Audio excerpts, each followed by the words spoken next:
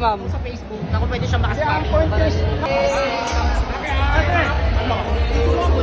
Ay, puta, ikaw nag-ahuli! So nagkaroon po ng matinding tensyon sa isang boxing event sa Muntinlupa City matapos magkainitan si Silver Voice at ang isang boxing fan bago pa man magsimula ang inaabangang laban ni na Eman Bacosa Pacquiao at Rodelyn Perez. At ayon po sa boxing fan, nagtanong lamang umano siya noon kung maaari siyang makasparring kay Silver Voice. Di ba ako yung nakausap nyo na, di ba yung nag-aaya siya ng sparring sa Facebook? Tama na po yan, ha? Nag-aaya siya ng sparring kayo. Nagtanong Saan ako na sa lang, si ma'am? sa Facebook, naku pwede siya makasparring. Hindi ko naman siya niyaya eh. Binati ko siya, nagalit siya. Ay, kita-kita ng mga tao doon, no? Okay na, okay na. Tuloy na lang natin.